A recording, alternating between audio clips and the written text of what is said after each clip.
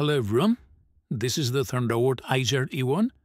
তো আজকে আমি এই ল্যাপটপটার কয়েকটা দিক নিয়ে কথা বলবো। এটা আমি প্রায় 6 থেকে 7 মাস আগে কিনছি।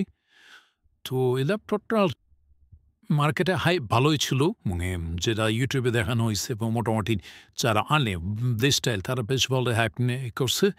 দেন কিছু চ্যানেলও বেশ ভালোই মার্কেটিং করছে এই ল্যাপটপটা নিয়ে। তো আমি এটার যে সাধারণ রিভিউগুলো আছে ওরকম কিছু দেখাবো না, জাস্ট আমার পার্সপেক্টিভ থেকে যেসব জিনিস দেখায় না সেগুলোই বলার ট্রাই করুন। তো প্রথমে যে বিল নিয়ে কথা বলি, ল্যাপটপটার বিল্ড যথেষ্ট সলিড, মেটাল বিল্ড দুই পাশেই। এখানে পোর্ট সবই আছে, সেরকম সমস্যা নেই। এখানে যে একটা জিনিস আমি দেখাবো সেটা হচ্ছে গিয়া দেখা যাচ্ছে কি না ঠিক এইখানে একটা সিম স্লটের কথা বলা হবে কিছু ভিডিওতে, কিন্তু আমি এটি স্টার্টেক থেকে কিনি এবং সেখানে চেক করেই স্টার্টেক দিয়ে বলে যে এখানে কোনো সিম স্লট নেই। পরবর্তীতে আমি ওদের ফেসবুক পেজে ডিস্টাইল যারা ইম্পোর্টার তাদের মেসেজ করলে প্রথমে বলে যে সিম কার্ড আছে, কিন্তু আমি স্টার্টেকে রেফারেন্স দিলে ওরা বলে যে ক্ষমা চাই, বলে যে নাই। তো গেল। এখন যদি আমি ল্যাপটপের বিল্ড কোয়ালিটি না এক কথা বলি, সেটা হচ্ছে গিয়ে এটার হিঞ্জ যথেষ্ট সলিড, আমি যেখানে দেখাতে সেখানেই থাকি, কিন্তু হেজটা যথেষ্ট নরবরে। এটা যদি জোরে ফু দেওয়া হয় বা অনেক ক্ষেত্রে আমরা যারা হোস্টেলে থাকি তাদের টর্নেডো ফ্যান থাকে, আশপাশ থেকে যে টর্নেডো ফ্যানের বাতাস লাগে সেই ক্ষেত্রে এটা বেশ ভালোই নড়াচড়া করে। তো এই ক্ষেত্রে অসুবিধা হতে পারে। আরেকটা জিনিস যেটা আমি ফেস করছি, কারো সমস্যা নাও হতে পারে, সেটা হচ্ছে গিয়া এই ডিসপ্লের আমার দুই সাইডে এবং নিচে স্ক্রিন রিডিংয়ের ইস্যু আমি পেয়েছি, যেটা সব মডেল নাও থাকতে পারে। তবে এক্ষেত্রে আমি স্টার্টেকে যোগাযোগ করছিলাম, তারা বলছিল যে স্টার্টেকে তার ওয়ারেন্টির জন্য ক্লেম করা যাবে, কিন্তু আমার সময় হয়নি। তবে এই ক্ষেত্রে একটা জিনিস বলি, স্টার্টেককে জানাইছিল যে এটা যেহেতু একটা চাইনিজ ব্র্যান্ড অনেক দিন সময় লাগতে পারে।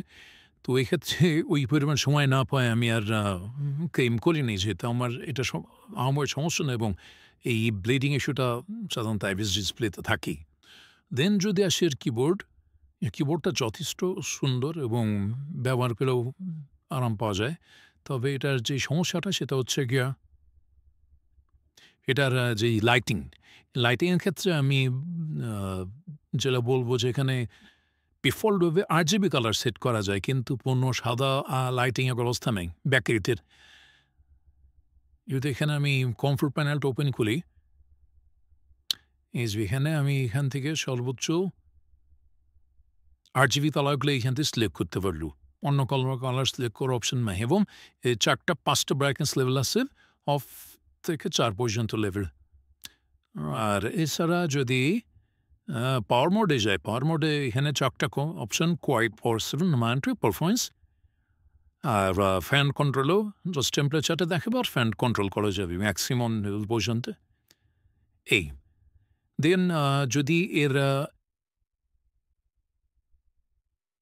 তবে কিবোর্ডে আরও একটা সমস্যা যেটা আমি পাইছি, সেটা হচ্ছে কি ফেডারেল লিনাক্সে সেখানে ব্যাকলিট প্রথমবার কাজ করে, কিন্তু যদি একবার স্লিপ মোডে দেওয়া হয় তারপর ব্যাকলিট কাজ করে না।